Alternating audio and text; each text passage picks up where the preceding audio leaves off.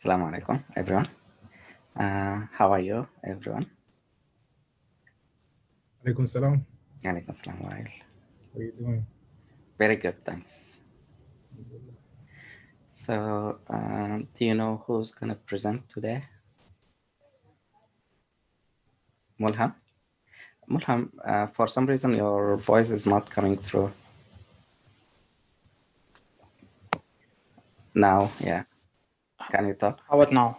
Yes. Okay. Assalamu alaikum. Alaikum salam wa rahmatullah. So you're going to present? Inshallah, yeah. Inshallah. Mulham.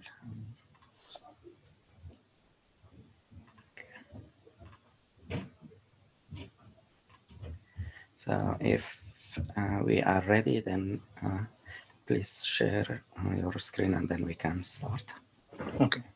Thank you.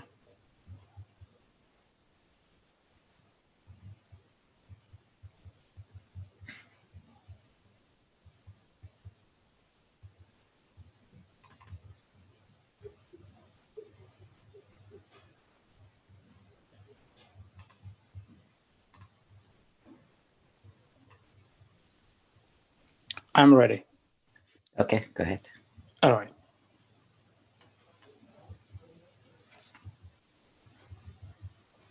Can you see my screen? Yes. Okay. Assalamu alaikum. Today I'm going to present. Today I'm going to present an interesting topic, which is COVID-19, the genetic mutations, the unknown. It's a very interesting topic. So the objectives here today, we're going to go towards the basics of viruses and how they shift and drift, and then going towards the mutations. A certain position in the virus or the COVID virus in a certain position results in multiple mutations and keeps on changing its shape, resulting in new mutation. That's a spike protein position. We're going to specify that aspect and trying to understand where we're going to, where's the future of this virus, hopefully. So first, let's start from the start, which is based on WHO classification of the pandemic. This is the classification of how things are going on.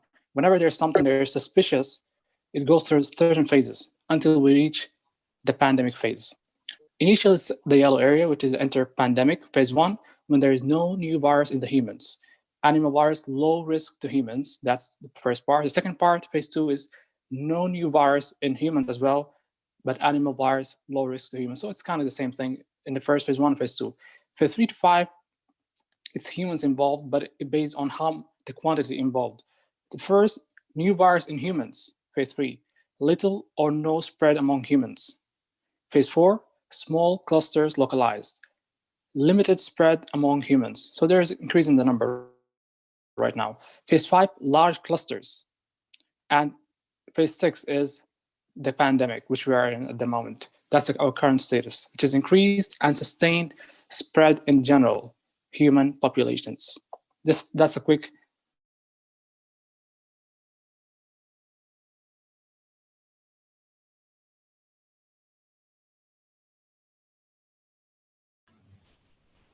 Mulham, sorry, your voice is not over again. Can you hear us?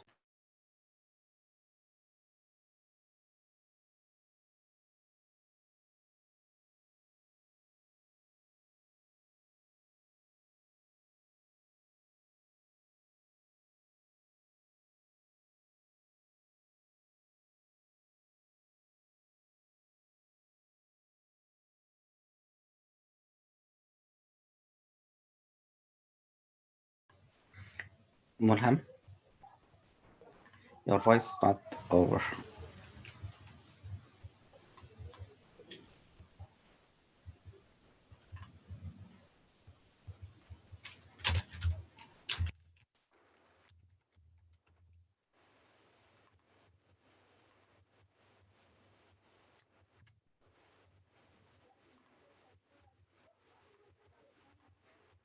We have some technical issues here.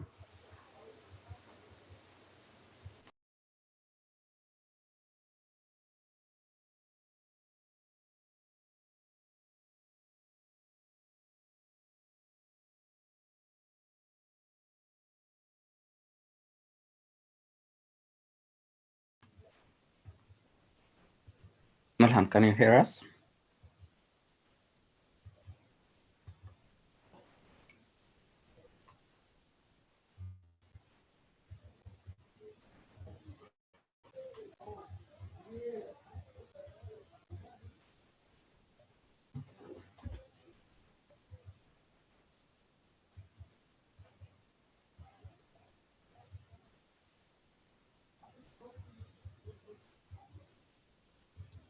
Now we can hear you. Go ahead. Mulham, we didn't hear you.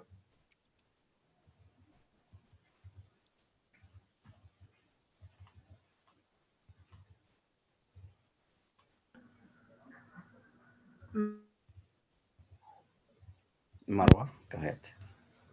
Yeah, I will send him a message on the chat. Okay. Okay. Yes, Mara, I've already sent him a message here and in WhatsApp Okay. also.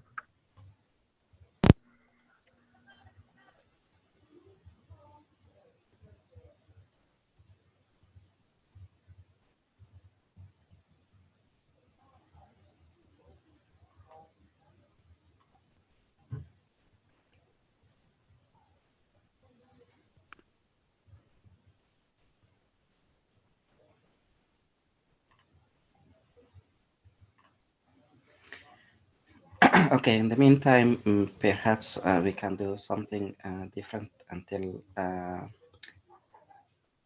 Mulham fix the issue with the voice. If you can, please look at the app, and in the first section, you'll see these three question survey. If you click on that, I just want you to answer these three questions if you can, while Mulham is fixing the voice. Please and thank you.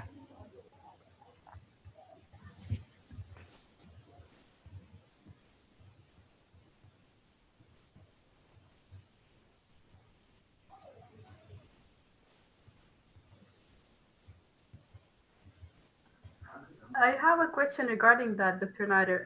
Yes. Yeah, I answered the question, but I think the question is repeated. Like, what is your comfort level now after 3 months of using the using the following? Microsoft Word is the same choice in the three of them. Oh, sorry. I see. Yeah. So Yeah. Okay. I'll fix it. Give me a second then. no problem. Okay. Mulham, can you? Yes. Yeah. Now we can. Okay. Can stop sharing. You can share Sorry this. about that. No, that's okay.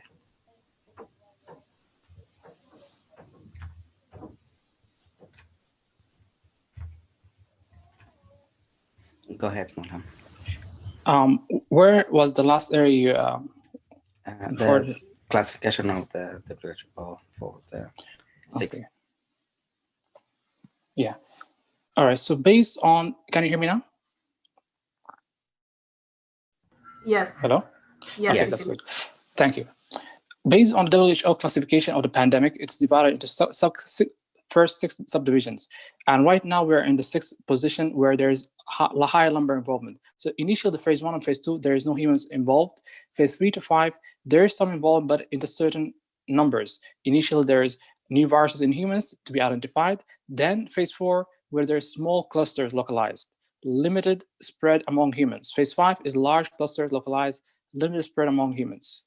So the number is increasing. And phase 6, that's what we're having right now at the moment, which is increased and sustained spread in general human population. Now, this is an important slide because it speaks about the viruses and how they change. First, we got a drift and then got the shift. And when we're going for that, we're going towards the influenza first, and there's some similarities between it and COVID. So first, the antigenic drift is small changes in the virus that happens continually over time. New virus strains are produced, and our immune system has greater difficulty recognizing them. So there's some struggle from our immune system because there's a change. It doesn't recognize it initially, but then it identifies that there's an antigen and it produces the response required. So that happens every year, and that's why influenza, for example, we take the flu shots annually because keep on drifting. Now, the antigenic, similarly, COVID right now we have seen. Yeah, similarly, the COVID is having a similar aspect in that part. Is keep on changing right now in a certain positions, more than expected, but we'll see that in the next couple of slides why that is happening. Now, the antigenic shift is the serious thing that we hope doesn't happen, which is a radical change in the, for example, here it's influenza, for example, influenza A virus happening only occasionally. Now, why we don't want it to happen? Because our immune system can't recognize them at all, which means they can destroy as much as they can. For example, if we're having the COVID right now and the SARS-CoV-2 strain, and they result in a shift, they will start destroying our body as much as they can without our immune system identifying them. So that's something we don't want. And that means higher mortality rates without our immune system responding. So here, it won't be based on our immune system, and that's something we don't want. So the first is the drift, which is happens every year, and it's happening at the moment. And the concern right now is this, the antigenic shift, and we hope it doesn't happen. Now, the big headache we have in our mind is the spike protein. We always are hearing about it with the COVID, spike protein, that, and this. What is this?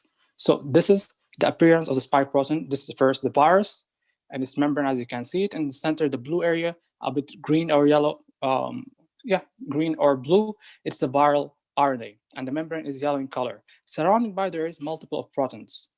These proteins, first we have the purple-like pre-fusion spike proteins. It's bulky.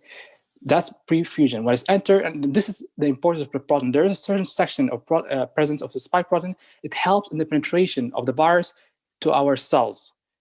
Then it fuses with a certain receptors, that's the ACE2 receptors. When it fuses, it becomes, as you can see, it's the red or pink in color, a bit thinner. That's the post-fusion spike. So that's how the description. And each of these proteins, they have a certain representations, and it breaks down to certain positions, and it has different amino acid positions. And that's something the virologists love, and they start speaking on it based on it, and they would know exactly the specific position and where the mutation is happening. So it's important to identify the positions to help that. And this is exactly what happens here. We all heard about the D614 gene mutation. They keep on saying it in different research projects that we have read, and the virus is very stable except one position. This position is a D614G, and it's keep on mutation. So what is a D614G mutation? This is just a mutation in position, alteration, and it's at the 614 amino acid position of the spike protein, the amino acid aspartate, which is represented by the letter D in the biochemical shorthand, was regularly being replaced by glycine, which is represented by G, because of a copying fault that altered a single nucleotide in the virus. So based on that, they noticed that there is some weakness there in this portion of the virus, and it keep on altering, changing from one to another. And the virologists call it D614 gene mutation. And this position is the headache, because keep on changing frequently. And for example, we heard about, for example, UK, right now it's Brazil, South Africa, and there is more. And it can get even more than that. And probably there is even more, and we don't know yet about them. But when does we have a suspicion? Well, when something is different is happening. Then they say, let's study the virus in this location. And then they find it's a bit different. So probably there's more than strains than we actually have identified at the moment. Anyway, the spike protein is the virus membrane protein responsible for cell penetrance and entering into our body, followed by binding to ACE2 receptors. So this is the basis how it enters inside our cells, and then it binds. And this is the reason, the more mutation that it does, the more contagious it becomes. And that's why we have different strains in different parts of the world based on that position. Up to this moment, we don't have the shift, which is the headache or the concern, which then our immune system won't be able to respond, and even the vaccines won't have any effects at all. So this is the basis of how the virus works, or the genetic involvement in it. Now, this is some examples of the strains we have. First started Wuhan, then the European strain, UK, South Africa, Brazil. Who's next? Yeah, so the expectation is Most of the world have their own strain in every country. If we assess that, which is not done, but if it is done, we'll find that there is different variation. There is more mutation or less from one country to another. Because whenever the virus enters, it keeps on changing from one person, and then the person who has the disease spreads it to another, and so on. And this will keep on going until we find a solution. So the solution is in our hand, which is doing the things that is needed. It's very clear, staying distancing and face mask and the vaccine as needed. But what to expect from it? So the virus will probably keep on changing. That's the bad thing about it. That's its job. Experts might find new strains. It's impossible to predict how those virus changes might affect what happens. But change is just what viruses do. That's its job. Similar to influenza, we have the SARS-CoV-2. Just keep on changing, and that's what is expected. And we need to know that. We shouldn't be scared. We should just prepare ahead of that process. Yeah, so here comes the question. There's numerous mutations in the spike proteins. Why stable mortality rate? Why still it's 4% or less than 5%? Is it our immune system basis or something in correlation? Yeah, kind of. So here, the spike protein or this virus, the base of it is very weak itself, and it's still drifting. It's keep on drifting, but in terms of mortality, there isn't a concern. In terms of contagiousness, that's the biggest concern. It's spreading. When there is increased contagiousness, it means more risk of mortality. More people are exposed, so that's why the death is right. As you can see right now, the number of deaths is starting to get higher and higher, but it is still stable in terms of percentage as overall number, or based on the incidence rate. But then again, here we have seen it's based still on the same numbers based on our immune system. If our immune system is able to identify the virus a bit early, it will prevent it from breaking down and replicating. So the issue here is our immune system acting or being unawake, right? So that happens with aging. Our immune system becomes a bit dull, and then this results in a replication of the virus, and it starts spreading in different positions. And when the immune system starts getting back to its function, it notices that there is something that is present all over certain organs. What it does, it starts beating down everywhere, just like crazy, shooting down. Similar to the concept of infective endocarditis, right? Remember, infective endocarditis is similar. We have just something happening somewhere. There is a bacteria there in our valves that immediately our immune system starts producing antibodies and different mechanisms to start destroying the valves on its own. So our immune system is taking part, thinking it's helping, but because of a delayed response, results in hyper-exaggerated response, destroying cells. And that results in the death of multiple organs, and that's a hypothesis, most likely, of what is happening and how this disease is destroying organs within just a couple of hours, based on a delayed response, and then when it recognizes it, it starts destroying it all over, resulting in, for example, the pulmonary edema, as we can see in the patient because of the interface being impaired, or the failure and requirement of intubation.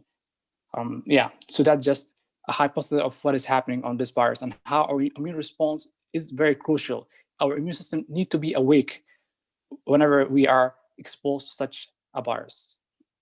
So what to do? Yeah, wear face cover, wash your hands, and keep a safe distance. That's the best measures, even with the vaccine. And I made sure not to write the vaccine here because this is the most important ones. Even if somebody have taken the vaccine, they need to make sure they are very careful with those things. The reason is the vaccines is said to be 95%. It's said to be. So it's not yet fully confirmed. We need to wait and see the effects. We don't know a lot of information yet. So in a couple of months, everything will be very clear. It will be confirmed that, for example, the virus is 95%, or sorry, excuse me, the vaccine is 95%, that is 94%, that is so on, based on the next couple of months. At the moment, everything is just speculations, and we need to be prepared by making sure we do the wearing the face mask, wash your hands, keep a safe distance, and spreading those informations, which is the facts, which is very crucial. All right, now the vaccines against the current strains. Up to now, the vaccines, the aim of the vaccine was based on the spike protein itself, specifically the position where they keep on mutation. That's why it had been very successful against most of the strains. Firstly, here we have the emergency use authorization for their COVID-19 vaccine. Pfizer tested clinical trial participation antibodies against the SARS-CoV-2 spike protein from all patients, effectively neutralizing all the tested variants of SARS-CoV-2. That's good. That's great news. So then the Moderna and AstraZeneca vaccines also use a spike protein as an antigen to detect or to develop antibodies. And these vaccines will therefore likely neutralize all currently circulating mutants of SARS-CoV-2 as well. So that's good news. So basically, we know now the basis that most likely our vaccines are acting in a specific position which we spoke on, which is just this area we expect that is mutating. So basically, it's going to work expected even for the next few strains. Early indications support the conclusion that most new variants will be effectively neutralized by current COVID-19 vaccines. But I read yesterday, I think, about a vaccine that is not working. I think it's Pfizer or Moderna. Again, is the last strain, which is, I think, the Brazil strain. So this is a suspicion right now. Is it a drift? I think the days will show if it is, is it a shift or not. So hopefully it's not.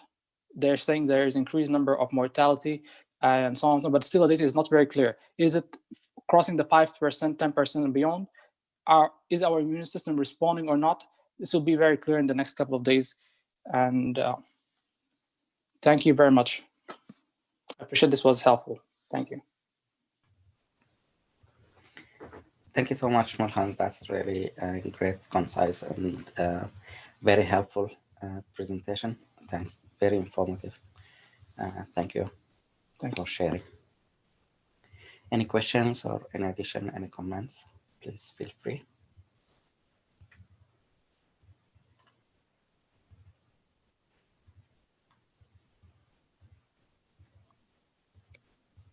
Go ahead, Azza. Or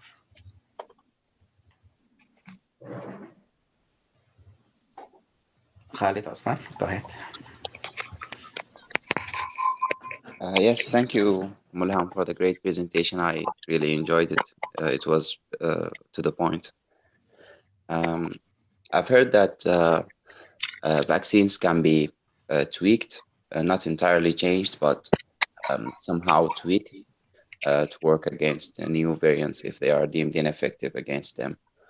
Do you have any information regarding this, or does anyone else have any information regarding this?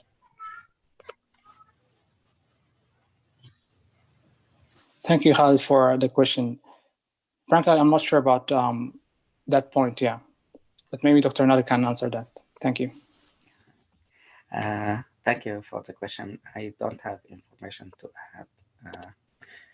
Time will tell, so sorry. Any other questions or any other comment?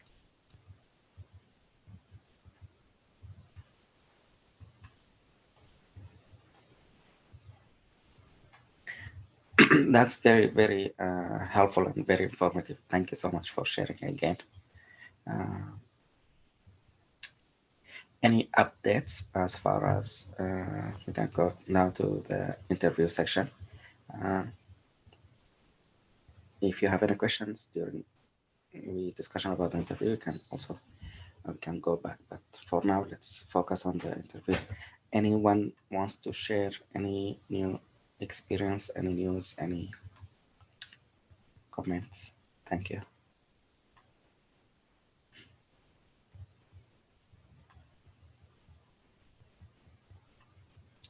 Go ahead, Mohan. Thank you, Dr. Nader.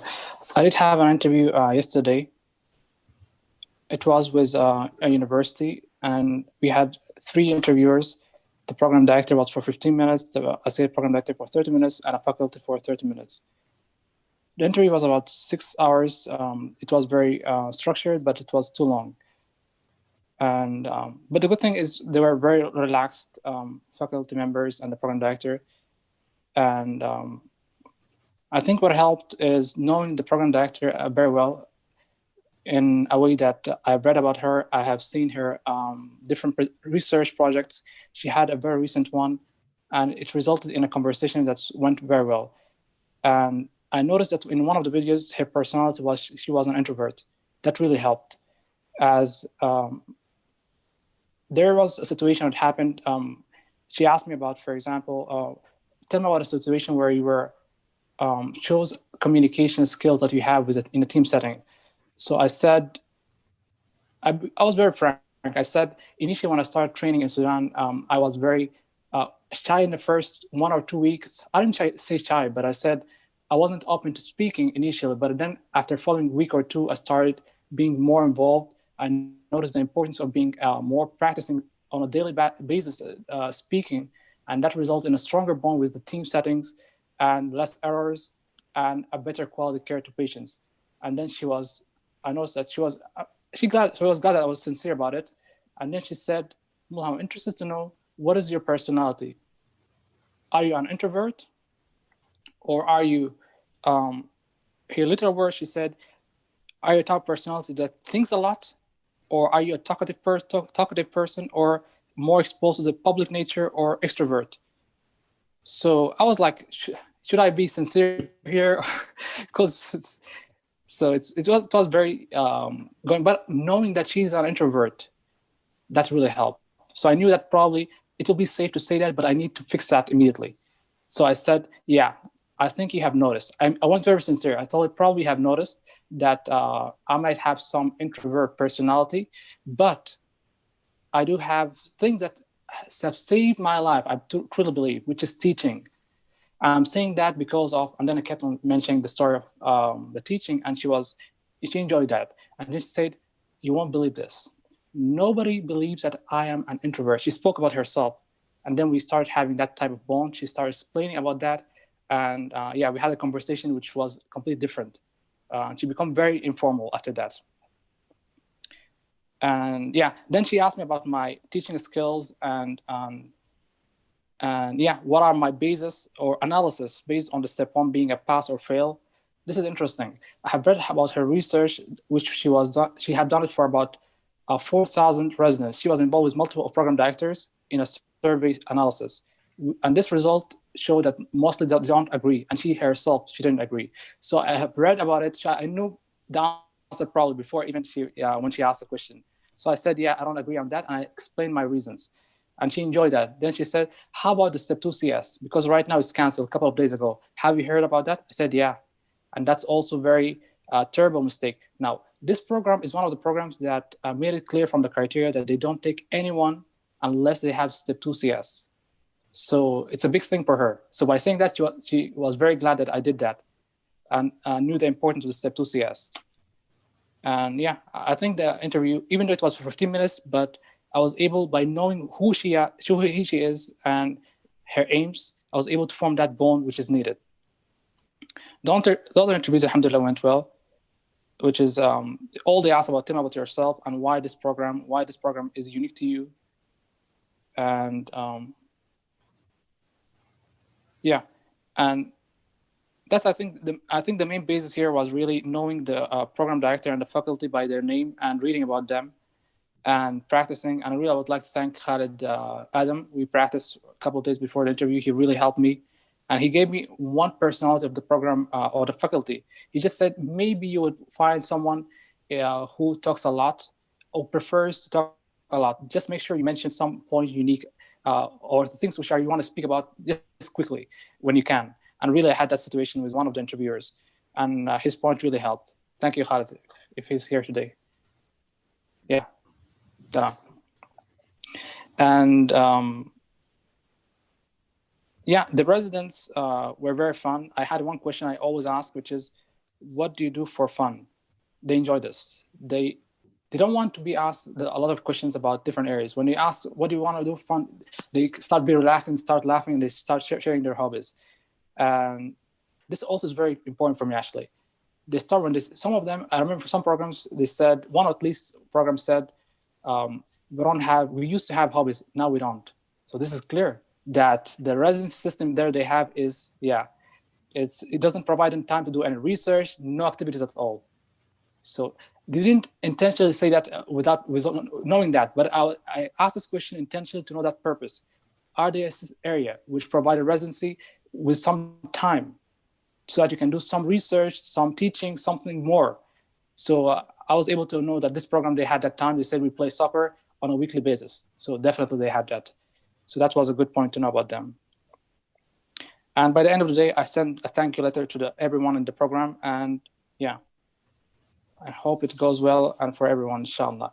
Just I will share one thing, which is how I prepare for every interview. I haven't mentioned this before, so I'll mention my planning process. So I usually write it down in a paper, and it starts with first reading about the program from their website. And second of all, I search the internet on the program itself in relation to questions. Sometimes, surprisingly, there are some questions people would mention about the program last year or a couple of years before. And it would be literally the same questions, either behavior or the common questions. Then I would search the Facebook groups if there's someone who had also questions about the program. Based on it, then I would go to the next phase, which is reading about the program directors, faculty, chiefs from different sites. Doximity is the one I use usually. It provides more information than the website they provide. Like if they have hours, for example, I knew that this program had all the faculties and the program directors were probably appointed because of their hours in ACP. They were having one in 2014, 2015, 2016 as best educators or teachers. So that was very big. So I need to speak and focus on my questions on that part. And I did formulate that type of bond with them, which is speaking on teaching with every one of them. So this is very important. Then what is the aim and mission of the program, which is, and why I am there? Why was I given the interview? I think this is very important. So this program, they gave me this opportunity because of teaching and research. So yeah, thank you, Dr. Nader, for that point. Yes. And knowing why I'm there, this really helps because it allowed me to speak more on that area, expand. And I literally expanded on the teaching part, more giving it more space, and also the research to formulate the bond. And we spoke more about those areas based on that area. Then I would prepare the questions for every interviewer, at least 3 to 4 for everyone, just in case. And usually I use 2 to 3, not more, but just in case there's 3 or 4. And I would check also the angle of the camera. Yeah, this is also written here to make sure that the camera is in the right position before at least 2 days from the interview. I prepare the same positions and check the clothing. And yeah, then I'm ready. Thank you. Hope everything goes well for everyone. Good luck. Thank you so much for sharing. This is really helpful, and hopefully it will help some. Thank you, and I wish you all the best also. Good luck. Anyone else wants to share?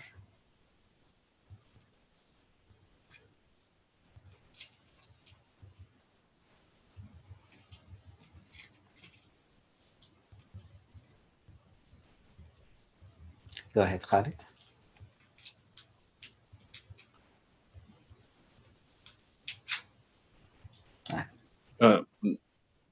No, I don't have anything to add, but I will say thank you, Mulham, and good luck to everyone. Thank you.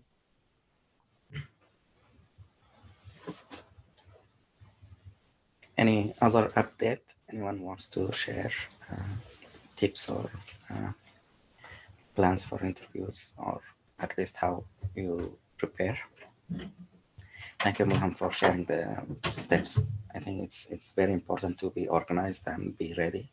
And sometimes even with your readiness, sometimes you get some questions or situation that's unexpected. So yeah, go ahead. Hello, everyone. First of all, thank you, Mulham, for the very concise and nice presentation. It was really helpful. I didn't get the chance to ask just one question regarding, you mentioned the position 614 is a site of mutation. Is it like is it like the first one that was discovered, or is it like consistent in all of the mutations in the different countries? Or if you just can highlight on that.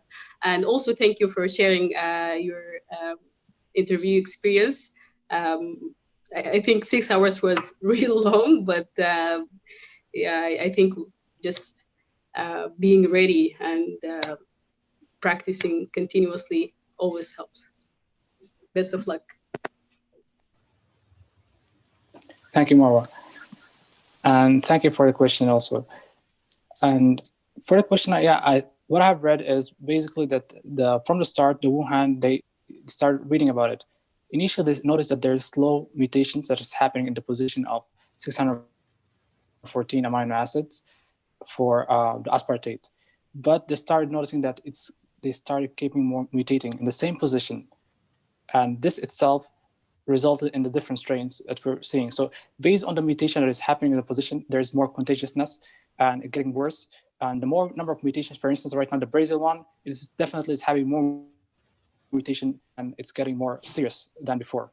Hopefully it's not the one which we are suspected right now, which is a shift.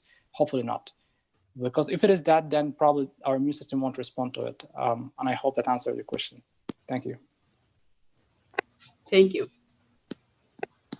And good luck.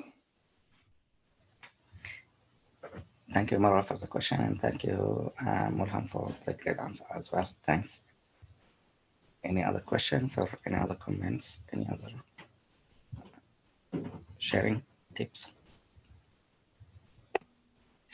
I have a question regarding what time when is the best time to send a letter showing the program that we are gonna rank them high or something like this. I don't know. And what is the best approach? Like, is it to send it to the program director or to whom? Because some programs that I interviewed at, they don't give you the email of the program director directly. Sometimes you have to send it to the coordinator and she will forward the email, something like this. So if anyone have an experience or knows something about this, thanks.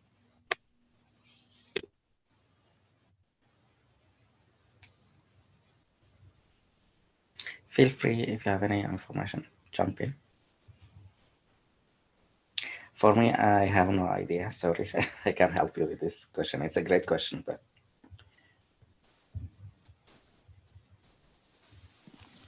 okay, I'll try to provide some information. What I did is I sent a letter to certain programs, I think by mid or end of December, 1 or 2 programs. Those programs, I won't be sending them a large number of details because I already sent probably about 10 or 11 sentences, really large letters, based on why their program is unique and based on what they said in our interaction. And I mentioned that I ranked them on top. I usually set it to the top 3 or 4 of my programs that I had. Right now, probably I'll just make, I think, just 2 or 3 sentences in an email to the program director and the program coordinator. I think that's something that is good. I can't do it for everyone in the committee because then they would meet up, they say he did send me the same letter. So it becomes not personal at all. So I think it's better to be personal, at least with some information of the interaction we had with the program director. It will be helpful so that they recall us also. And if possible, to have our photo in our email. That helps because when they see our email, it will have our photo, for example, then they'll say, oh, yeah, I recall this person. And yeah, that will be a simpler process for them. So that's what I'll be doing. So for at least some of the programs, I'll be sending letter of intent next week. I think because the ranking process, we're forming the meetings from next week ahead. So yeah, maybe letter of intent next week will be good. Thank you. Good luck, everyone. Thank you. thank you so much for sharing. Can you clarify just the steps to get the photo in your email? Sometimes technical issue, or I know most of you might know, but just in case someone doesn't know. Yeah. In the email, for example, what I'm using is right now is the Gmail. So by signing in first or logging in, you'll find that there's on your top right. I'm not sure if I can use it right now, but it is in the top right. You can go towards the settings, and immediately in the settings, they would have our photo is empty. So we click on it, and they will say upload. You would upload the photo which you prefer in your desktop. And yeah, it immediately is done immediately by that process. And if there is not very clear, please send me a message anytime. Thank you. Excellent. Excellent. Thank you for sharing. So we need some professional looking pictures. Okay. All right. Any other comments or any other tips?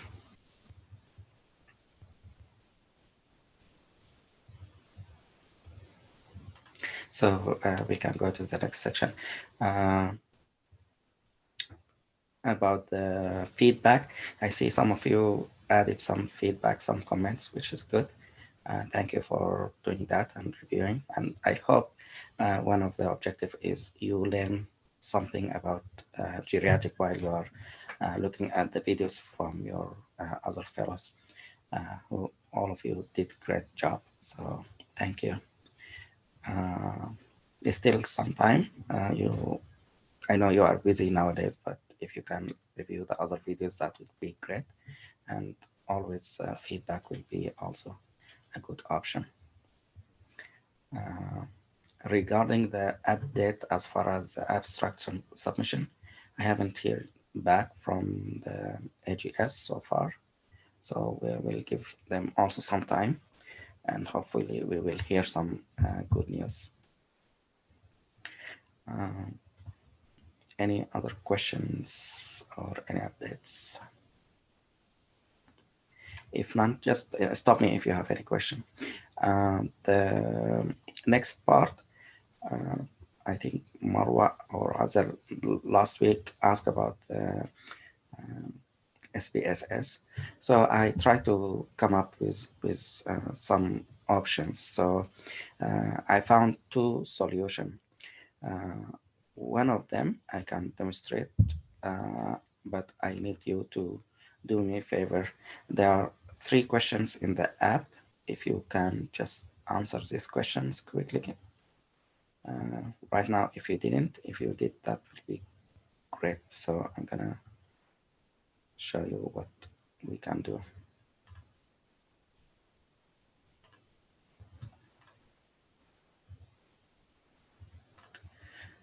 So if you go here, you can just answer the questions, the 3 questions about Excel, about PowerPoint, and abstract submission. And I save all this information in an Excel file.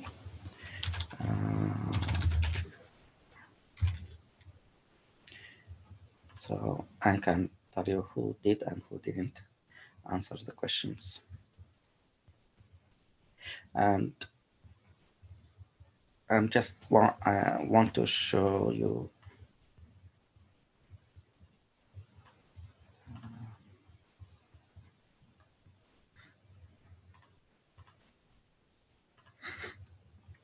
so my idea is to compare each one of you when you started the fellowship, how comfortable are you using the basics of Microsoft Excel, Word, PowerPoint, and your level of comfort sending abstract, working on papers, and so forth.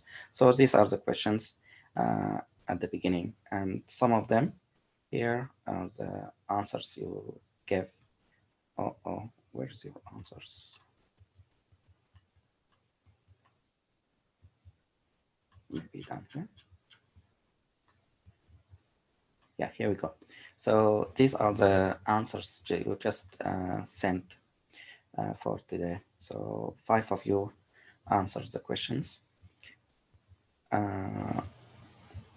Let's say these questions here.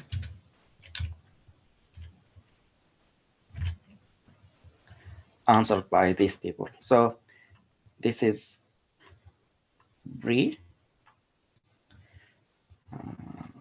or initial, or before you start the fellowship, let's say before. And then this is post, after. So for me to,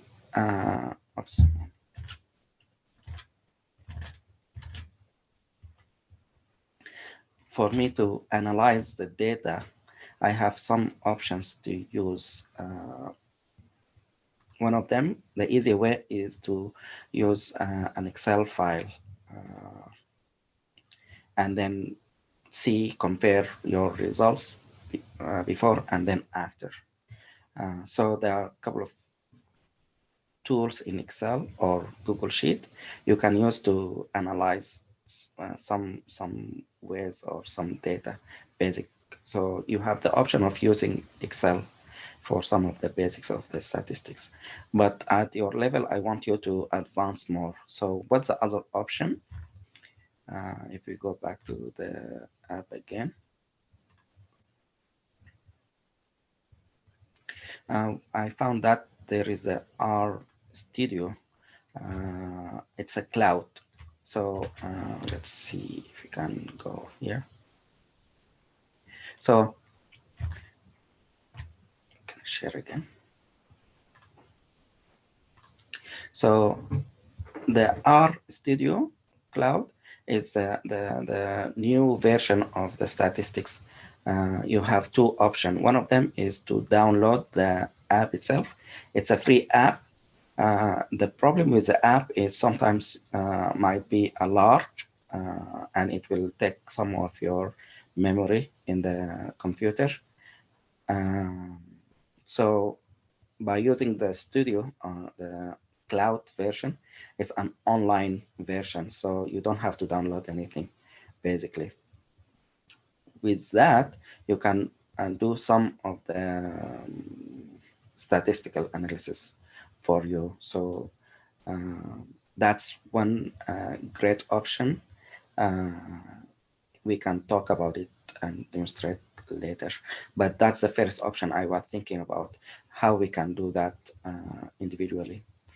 So R Studio Cloud is one option. It's free. The steps is to go to R Studio. This is a link where you sign up and you log into your account, and then you go to the cloud version. There are a couple of videos about how you start from basics, and then you can go to the advanced level. That's the easiest route or the option. It has some challenges. We can talk about it later, but that's option number one. Option number two is we can use a free version of JUMP. JUMP is another statistical software that's also used, and it's compared to SPSS. It's similar kind of and they have a version you can download, and it's free for 1 month. So for you, I think you can learn about the basics of JUMP through the videos, YouTube, for example, or tutorial. And then when you are ready to work on it, you can download it, and then you can work on it with the period that they gave you for 1 month.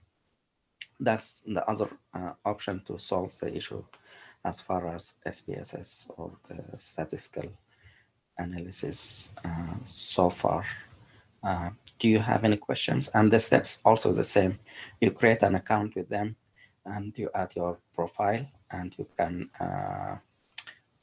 download the file. They have a very good webinar. It's free and it's kind of long. It's 2 hours, but it covers different aspects. So you can take it into, they divide it into 7 modules. You can take each module, let's say a day or something. If you have time, you can cover most, and then you can cover it all later. So it goes through the use of data in a different setting. It's not the clinical setting. It's about using data in what they call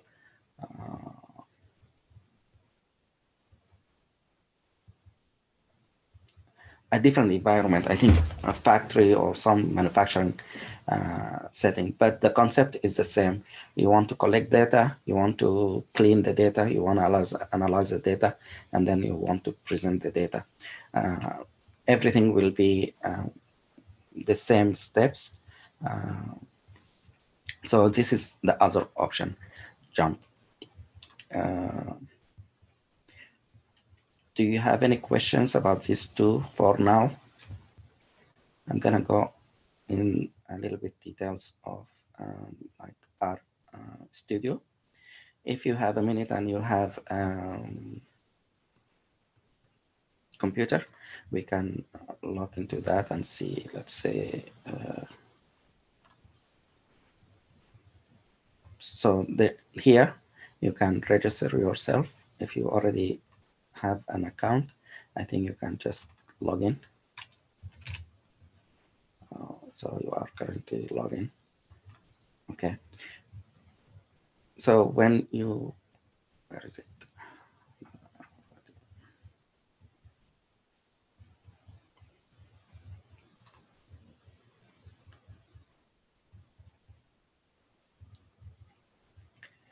Okay.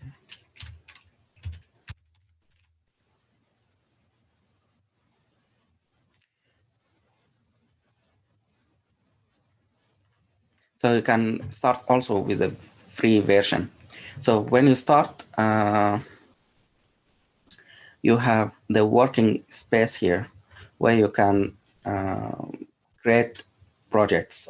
Let's say I want to work on this project. This is the basic of cloud.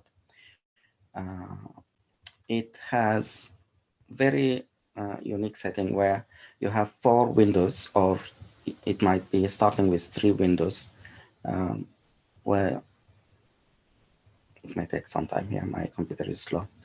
But basically, you have 2 on the right side here, one for the environment where it has the history of your steps, what you did on some tutorial. This is the first box here, or panel. And then down here on the right side, it has your files that you are using. Let's say we collected some data from MSU, the project we were doing, and Sparrow. So you can upload the file here. And then you can also download some packages here. This is the second part. The third option, pane or box here, this is where you can write your code or sentences about the steps that you are trying to do. Here, the console, where the actual step of the code is processed, and it will give you the result or the feedback. At first, it might be intimidating, but if you look at the videos, there are 5-minute video or 20-minute video about how we can use it for the basic stuff. Let's say I want to use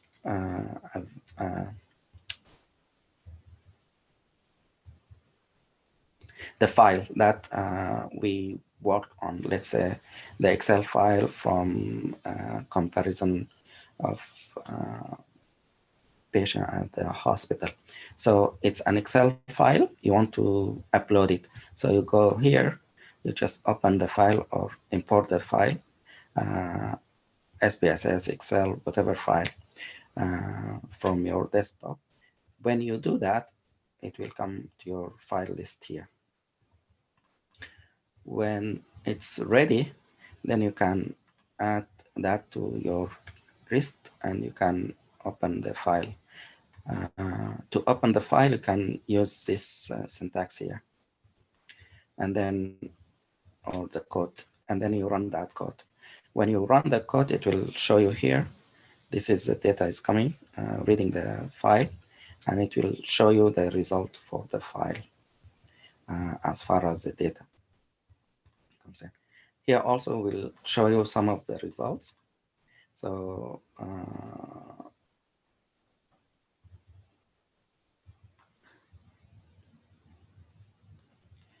my computer is slow, but basically it will show you how many variables you have in this file, and then the data inside the file.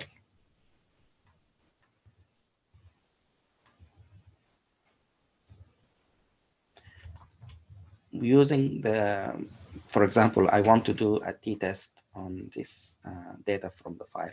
So I write the t-test, and then it will run that for the file that I uploaded. You identify which variable you want to compare. Right now, I ask you guys to answer the question about the Excel or PowerPoint or the abstract, for instance. So I will compare your data with your after 6 months or few months when we started until now, and compare it to this data now.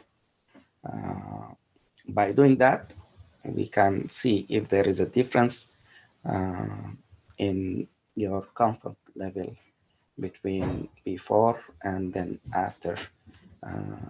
And if there is a difference, then we will say, hey guys, this is a great program, and I think we can use it and we can publish it and distribute it to other programs or institutions so that they can use it as a model. So far, do you have any questions or anything? I know this is a lot of information for you guys at once. Some might be familiar with data analysis or software. If not, if you have questions, let me know.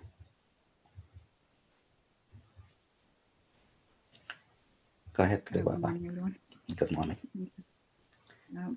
Thank you, Mulham, for the presentation. It was really enjoyable and informative.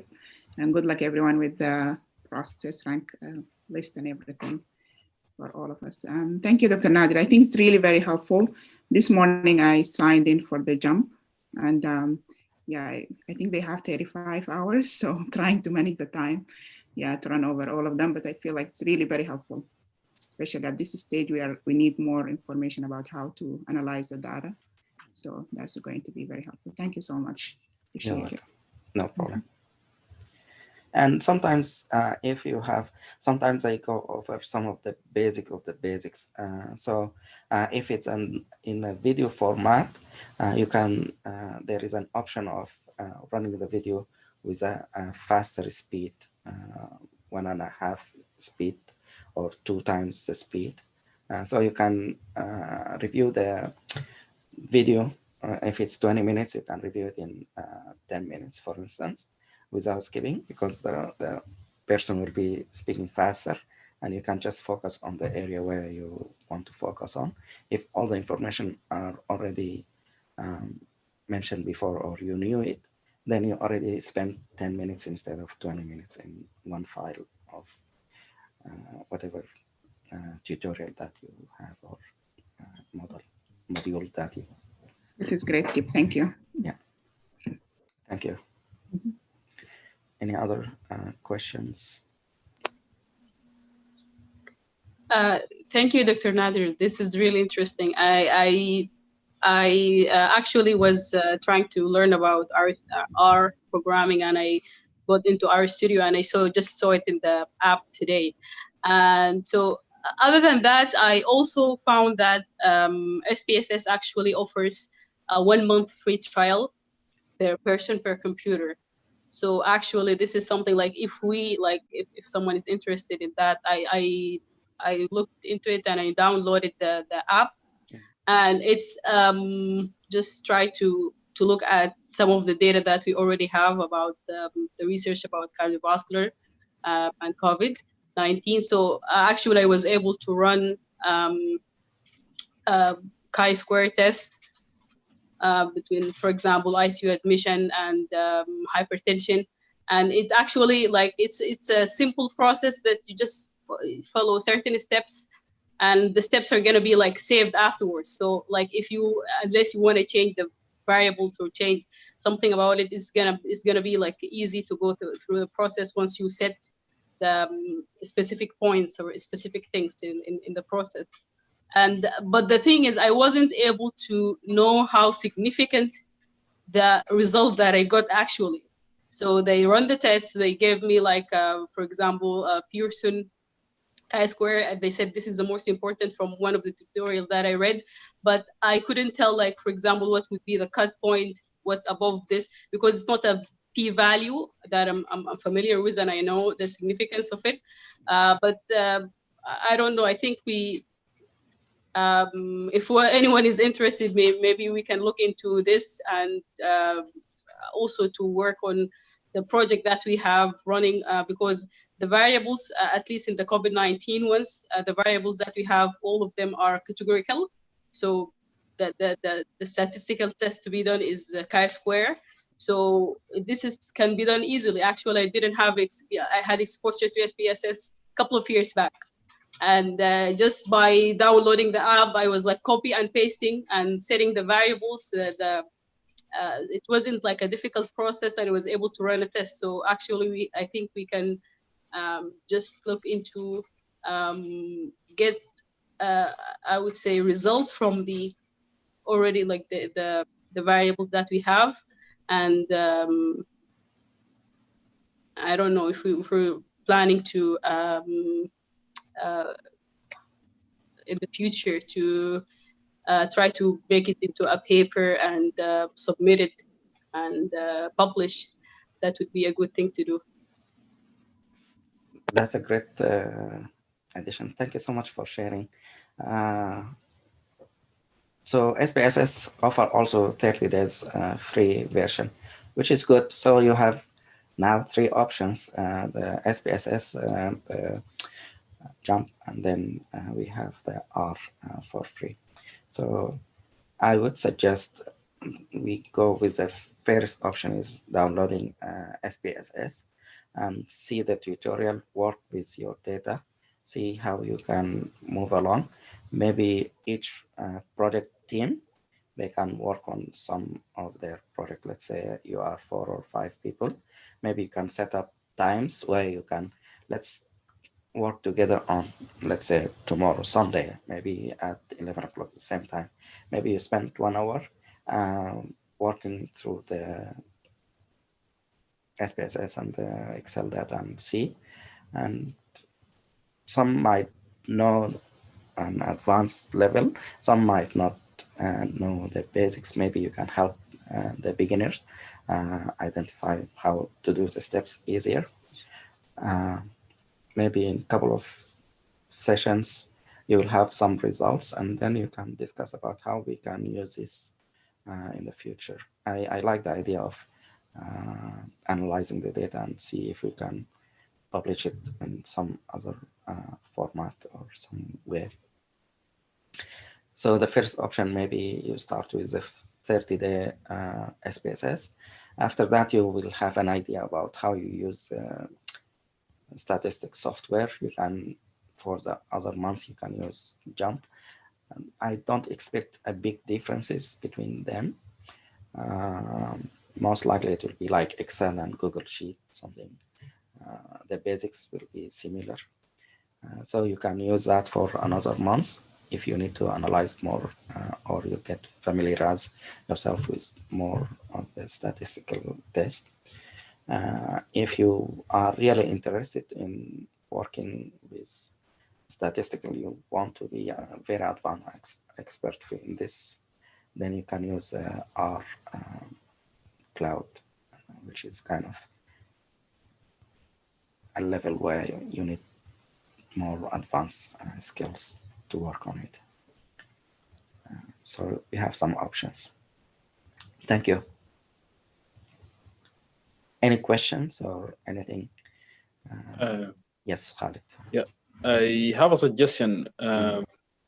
Why if like from next week till next Saturday, like from now, we just talk in our WhatsApp group, say for example about SPS, and we assign it to certain team or certain group to make a presentation about it, the most important part, and like to go in details, like how to use it and how to analyze it, like as Marwa mentioned, how to know which part is significant and if it's statistically significant or not significant. And at the same time, like all of us, to have it like as a homework if possible, to go in depth when we come to the discussion, Probably all of us we will share our ideas and our understanding of this, and at the same time you can subscribe for free, and we start to work on it like different teams or different people on the data that we have. And maybe the week after we can jump to like another software like for example R and so on. This is my suggestion. That's a very great suggestion. Thank you so much, Khalid, for sharing that. Any other comment about Khalid's suggestion or Marwar's information?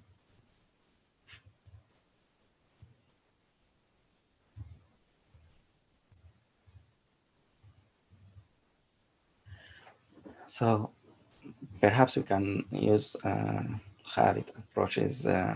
If everyone of each team, they can download SPSS and then try to use some of the tutorial to look at how you do things if you are not familiar with SPSS. It shouldn't be a big of a jump for some people. Tutorial can help you sometimes in the app, the software itself. It has some examples, so you can use some of their sample, and then you can work on getting the data. The Excel file is already in the app, so you can download that and work on that, and discuss between you in the group if you have questions or if something unclear. By next week, maybe you can come together and see how far you are in this software. In the meantime, if let's say some of you is comfortable, maybe you can do a 2-3 minutes demo using the same steps about like just how you come across your data, how you do the chi-square, for example, test or other test, and then people will follow that also. So any other suggestion or any other comments? So perhaps the project leaders at this level, maybe you can discuss and with your team what the best option to do, how to take the next step, and by next week you will have at least some information and some skills you learned so far. Does it make sense, guys? Dr. Nader, I'm sorry, my Khalid, connection was interrupted. Sure, no problem. So we are going to start with working on SPSS free trial. Mm-hmm. Oh, So okay. if everyone can download the free trial of SPSS for a month, so the first week of the month will be you get familiar with the way it works, and then if you can play with the data that we have collected from Sparrow MSU, you have some data set, you can focus on a couple of variables and then work on that and see if you can come up with some analysis finding results. If you have questions, you can discuss between you guys. If you have difficulty in doing certain things, you can ask around, or the tutorial might be another option to look at and see how people do things. Somi, go ahead.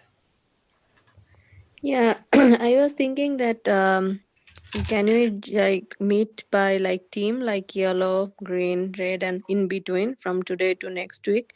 And That's another option. yeah, so let's say I have like 4 team member in my group, in yellow group, so we can sit in between or discuss, and we can make some improvement with the data analysis, and then we can discuss what we have improved or what we have learned from next week, and then the other team also can come up with what they learn, or we just can share our things and move forward. Just a suggestion. Thank you. Thank you, Somi. I think that's also another option. So I think maybe team approach might be good. way, so that people are limited to work together as 4 individuals or in the same team instead of larger number. And then you have questions you can ask in the, you have the WhatsApp group. If the team cannot answer your question, then you can share it with others. So why don't we take that approach and see? So each team leader then will lead the team, make sure everyone download the app and the software, work on it, and if there's questions, or you can decide what time you want to discuss or meet if you want to meet, or you can do it just over the WhatsApp. And also, if you feel you are mastering one part, you can do a tutorial or demo. That also might be helpful. Thank you. It's an optional, if no pressure.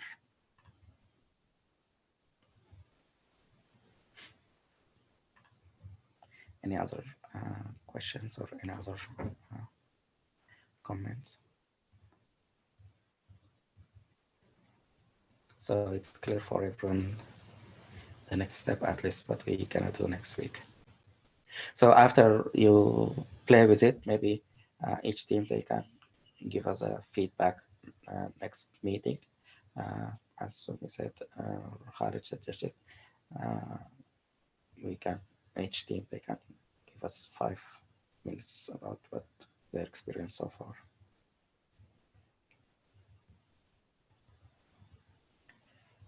Excellent. Any other questions or any other comments?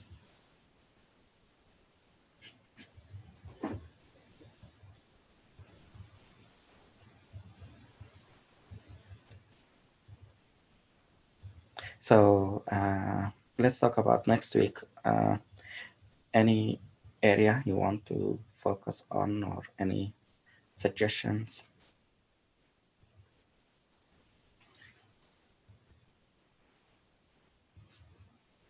Okay, Sumi or Khalid, go ahead. You can go ahead, Somi. Oh, no, sorry, I think it's from previous one. Previous, okay, no Sorry, problem. yeah. That's all right. That's okay. I was thinking maybe we could discuss next week some parts of writing a research manuscript. Maybe we can start with the background or introduction information or any other section. That's a great idea also. Anybody wants to comment on this idea next week, maybe? Because I think the idea, or it might be a good idea to work on 2 aspects. One of them is you want to gain the skills and work on the statistics, but at the same time, I want you to work on writing, how to write papers and how to publish and how to get that as well. It's a different set of skills.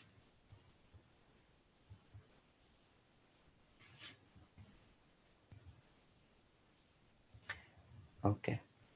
Anyone wants to volunteer to work on, maybe present something about how we can write an introduction for a paper? I would like to volunteer for that. And if anyone, because honestly, I don't have experience apart from the experience, like from the previous paper that we tried to, the case report and the other projects. So if anyone wants to join, I think this should be just more than one person, because I can have one perspective and like a way of, I don't know, analyzing things, but someone else might have more useful ideas. So I think if someone wants to collaborate, that would be great. That's great. Yeah. I can I can join you, Marwa, on that, so we can work on the introduction. Excellent.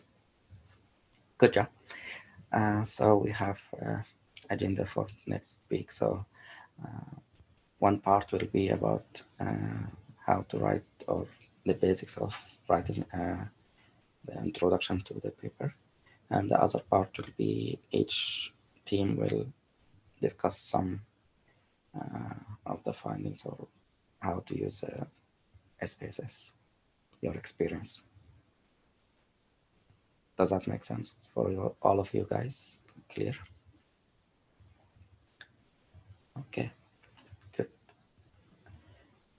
Any other comments or any other questions or suggestions?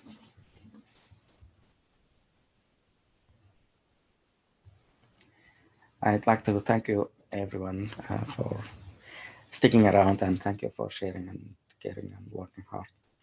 So we will see you next week, hopefully. Till then, thank you. Have a wonderful day. Thank you. Okay, everyone. Thank you. Thank you, Thank Dr. you. Nader. Have a great day. Have a good Have a one. great Thank day. you. You too. Thank you. Thank you, everyone. Thank you. Thank you, Dr. Nader. Thank Have you, a Ali. wonderful day, everyone. You too. Bye. Thank you. Thank you.